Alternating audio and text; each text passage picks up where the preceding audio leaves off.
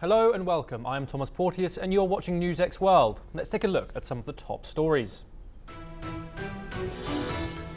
In the Middle East, a senior Hamas leader was killed in an Israeli airstrike. Ismail Barhoum, the group's head of financial affairs, was killed in the strike on the main medical facility in Khan Yunis.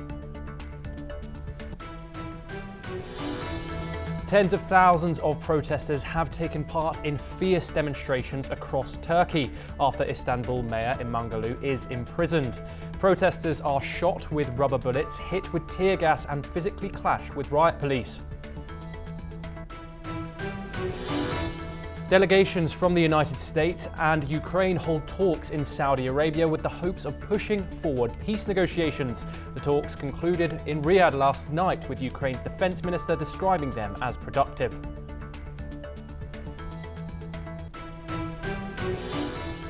Newly appointed Canadian Prime Minister Mark Carney calls a snap election, sending the country to the polls on April the 28th.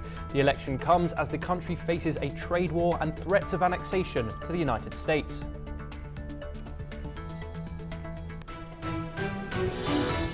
Lebanon's health ministry says one person has been killed in Israeli strikes in the south of Lebanon. The Israeli military leader said in a statement that it has attacked and eliminated a Hezbollah member.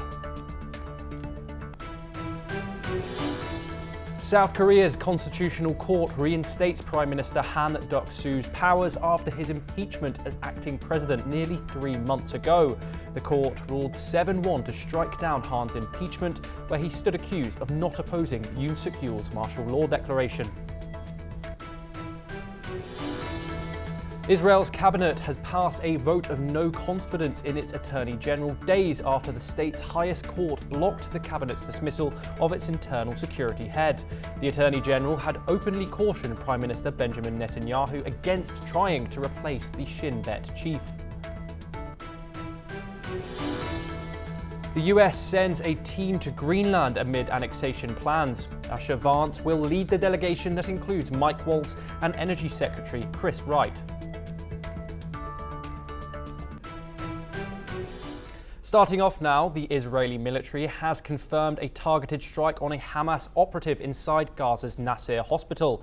The IDF and Israel Security Agency says the operation was based on extensive intelligence and used precise munitions to minimize damage.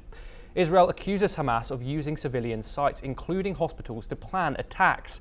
Officials say this tactic endangers Palestinian civilians and violates international law. The IDF vows to continue its operations against Hamas, saying it will eliminate threats to Israeli citizens. Hamas has said that an Israeli airstrike on Nasser Hospital in Gaza killed senior Hamas official Ismail Barhoum and his aide, who is head of Hamas's financial affairs, who was receiving treatment after a previous airstrike. Israel's military confirmed the attack, saying that it targeted key Hamas member operating inside the hospital compound. The Hamas-run health ministry reported several injuries, including medical personnel. Meanwhile, the EU's foreign policy chief, Kaja Kallas, reacted to Hamas's situation in Cairo. She called for an end to the renewed fighting, saying the killing must stop. Kaja also condemned Israel's resumption of hostilities, urging both sides to agree to a ceasefire. Meanwhile, Israeli forces pressed their ground offensive in Gaza, issuing fresh evacuation warnings in Rafah. Leaflets urged civilians to flee as Israel troops advanced. The assault comes amid escalating tensions with deadly clashes in Lebanon and missile attacks from Yemen. Humanitarian conditions worsen, with displaced Gazans struggling for food and aid. Moving on now, Canada's new Prime Minister, Mark Carney, has called a snap election for April the 28th. He says he needs a strong mandate to deal with what he calls an economic crisis triggered by US President Donald Trump. Let's take a listen to what Carney had to say. I've just requested that the Governor General dissolve Parliament and call an election for April 28th. And she has agreed. Claims that Canada isn't a real country. He wants to break us so America can own us. We will not let that happen. US President Donald Trump has imposed tariffs on Canadian steel and aluminium and is threatening more on dairy and lumber. He has even suggested annexing Canada as the 51st state. Carney calls Trump's actions an attack on Canada's sovereignty. The election wasn't due until October, but Carney hopes to build on a surge in support. His Liberal Party trailed the Conservatives early this year, but now leads in the polls. Carney, a former central banker with no campaign experience, won his party's leadership just 2 weeks ago. The Conservatives are painting him as an out-of-touch elitist. They are also questioning his handling of personal finances. Conservative leader Pierre Poilievre is a seasoned politician and fluent in French, giving him an edge in Quebec. Carney, meanwhile, struggled to answer questions in French at a press conference. With just 5 weeks to go, the battle for Canada's future is heating up.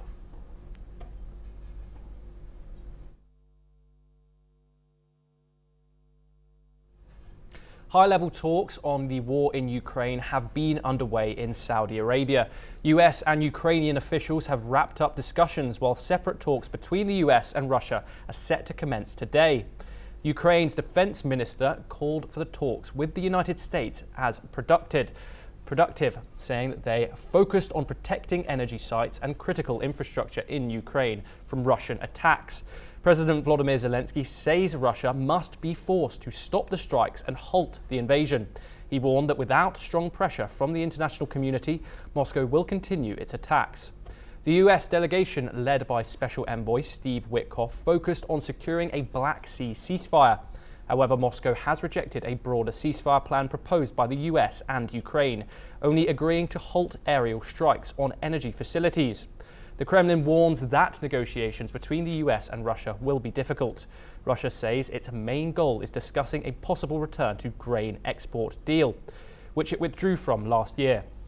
President Trump wants a rapid end to the war, but with differing positions from both sides, a lasting agreement remains uncertain. Let's take a listen to what Zelensky had to say. Сьогодні вже друга зустріч української та американської команд в Саудівській Аравії.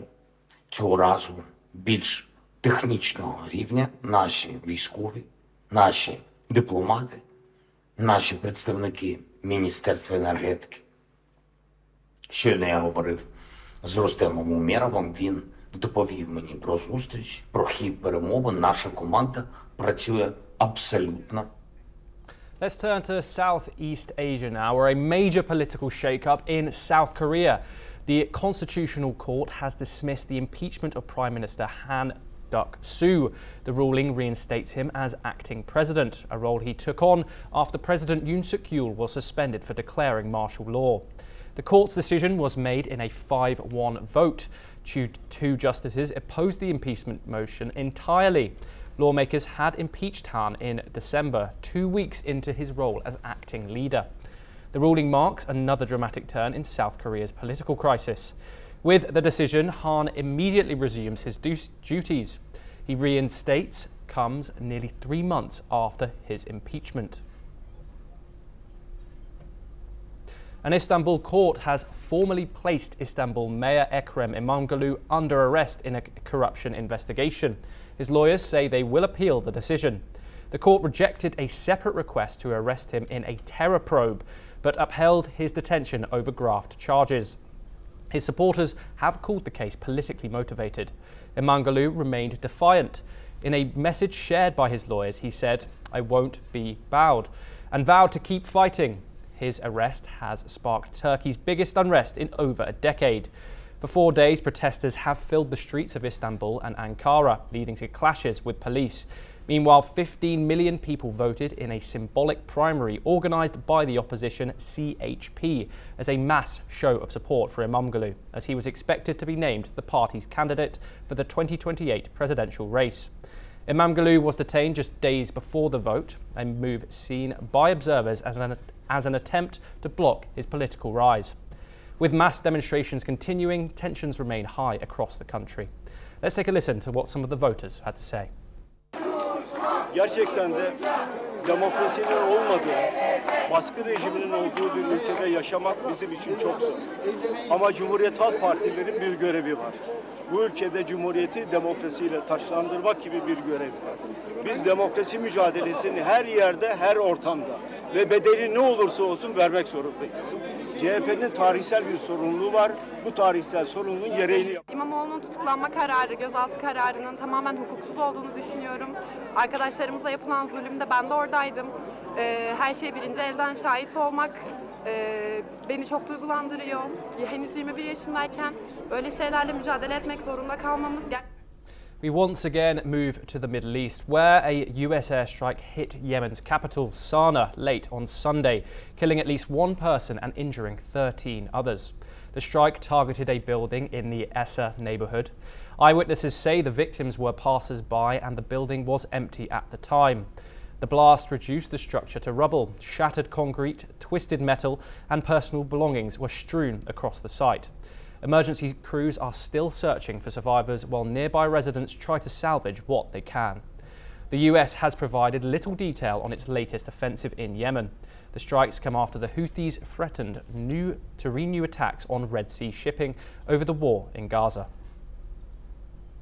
تمام الساعة 10 تماما قام العدو الغاشم الباغي بضرب بقص صاروخي في شارع العام في حي عصر على أعيان مدنية لا يوجد فيها معسكر ولا يوجد فيها مخازن أسلحة ولا يوجد فيها كما ترون صوروا وتشوفوا لا.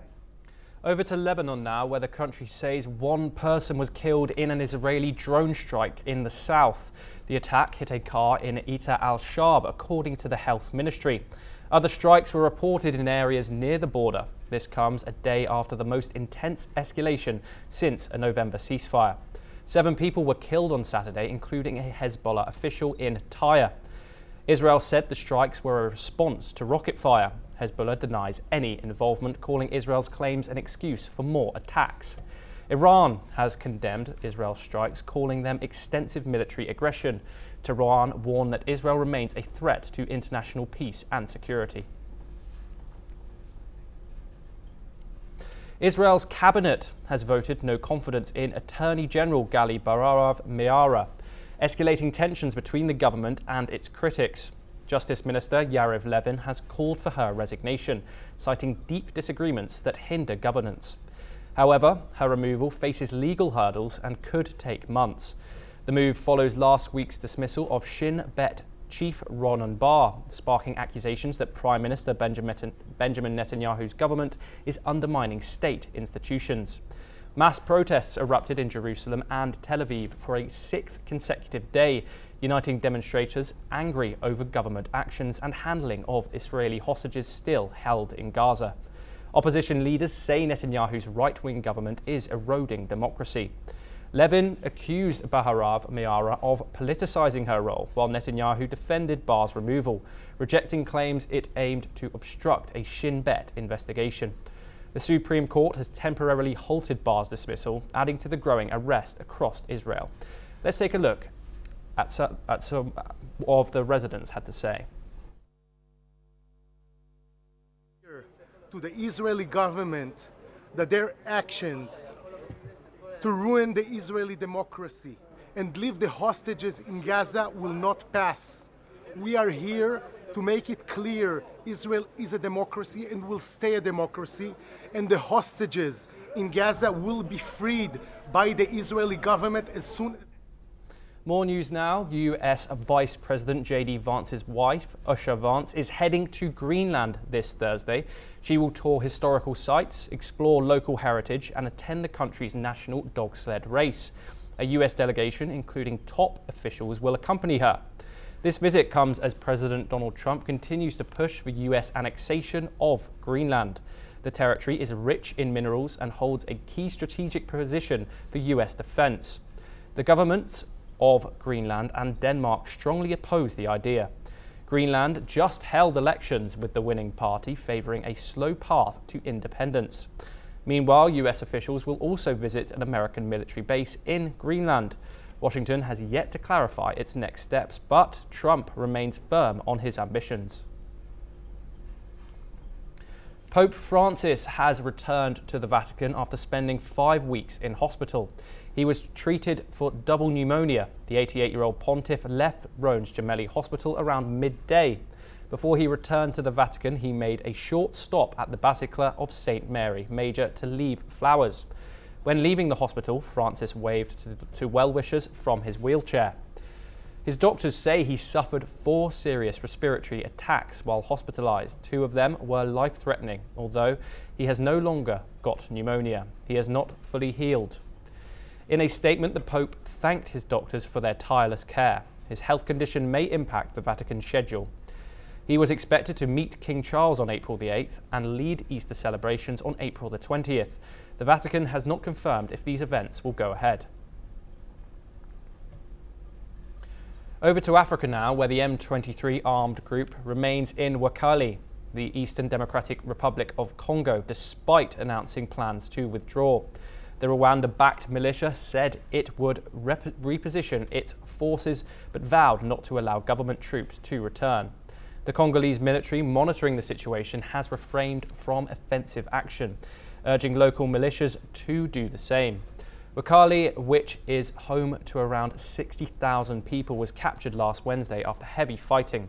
The town is strategically located near key roads leading to Goma and Bukavu, as well as vulnerable mineral deposits. Saturday's announcement, residents confirm that M23 fighters remain in place with no signs of withdrawal. This comes after a last-minute cancellation of direct talks between Kinshasa and M23 in Luanda. Meanwhile, fighting continues despite DR Congo's President Felix Tshisekedi and Rwanda's Paul Kagame reaffirming their commitment to an immediate ceasefire. The situation remains tense as peace efforts stall. Back to Turkey now, where authorities have ordered the closure of more than 700 accounts on X. This comes amid mass opposition protests following the detention of Istanbul's opposition mayor. X says the accounts belong to journalists, news outlets, political figures and students. The platform has objected to government's court orders, calling them unlawful. In a statement, X said the decision threatens free speech and restricts millions of Turkish users from accessing news and political discussions. The company has vowed to defend freedom of expression and will challenge the orders in court. Turkish officials have not responded to X's statement. The developments come amid rising political tensions in the country. 6 police officers have been killed in northeast Kenya after an attack on their base near the Somalia border. Garissa County officials say the attack happened while the officers were preparing for prayers. 4 others were injured and taken to hospital. No group has claimed responsibility yet, but authorities say the attack matches al-Shabaab's pattern of cross-border strikes. The terror group, linked to al-Qaeda, has repeatedly targeted Kenyan security forces and civilians. Officials say the attackers used a variety of weapons to overrun the camp, which housed police reservists who help secure remote areas.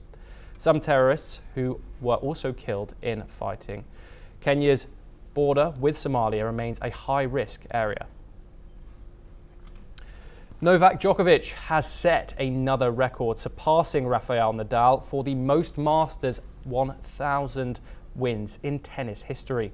With his 6-1, 7-6 victory over Camilo Ergo Cabelli in Miami, Djokovic secured his 411th win at this level, breaking Nadal's previous record of 410. Djokovic now holds the multiple Masters 1000 records, including most titles with 40, most finals with 59, and most semi-finals with 78. He remains the only player to compete a double career Golden Masters, winning all 9 Masters 1000 events twice. The 24-time Grand Slam champion dominated the first set against Ugo Caballelli, but faced resistance in the second before closing out the match in tiebreak.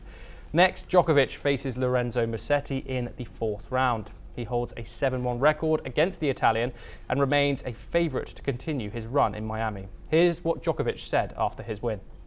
Honestly, I wasn't thinking about it too much, but of course, honored to have another milestone, another record broken.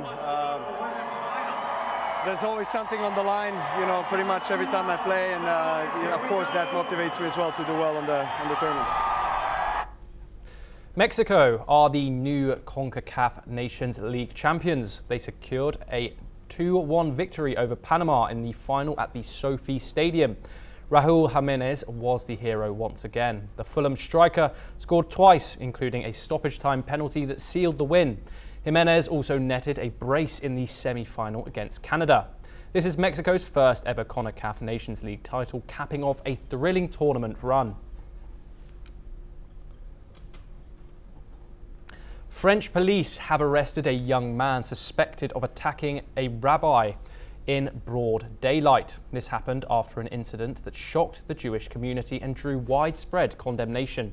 The attack occurred on Saturday afternoon in Orleans, which is about 110 kilometers south of Paris, as Engelberg walked home from synagogue with his 9-year-old son. According to the rabbi, the suspect approached him, asked if he was Jewish, and then began hurling insults. Engelberg said he pushed the attacker's phone away when he tried to film him, prompting the suspect to start punching and biting him. Bystanders intervened and authorities later detained the suspect, who was found without identification. Prosecutors are verifying his identity, with sources indicating he is known under 3 different names, out of which one is Moroccan and the other 2 are Palestinian. After receiving overwhelming support, Engelberg has now assured that he and his son are recovering. Voilà, et donc là on est passé du simple graffiti à l'action très violente, l'agression très violente de notre rabbin hier, qui était au demeurant à pied avec son fils de 9 ans. Voilà, donc le sentiment c'est vraiment la colère, le ras-le-bol de cette violence gratuite vis-à-vis de notre communauté, alors que nous on ne présente qu'un visage toujours bienveillant par rapport à tout le monde et qu'on souhaite que la paix avec tout le monde, donc j'en comprends pas. Brazil's President Lula da Silva has arrived in Japan for a 4-day state visit. He is joined by a large business delegation as Brazil looks to strengthen trade ties amid US tariffs. Lula will meet Japanese Prime Minister Shigeru Ishiba to discuss trade, security and the development of biofuels ahead of the COP30 climate summit in Brazil. They are also expected to reaffirm their support for free trade following US President Donald Trump's new tariffs on steel and other imports. Japan and Brazil are looking to expand economic cooperation with each other. During his visit, Lula will attend a state banquet hosted by Japan's imperial family. He will also visit sites linked to Japan's historic migration to Brazil. With trade and diplomacy high on the agenda, this visit marks an important step in strengthening relations between Brazil and Japan. Well, that's all we have time for. We will continue to bring you more news updates from across the world.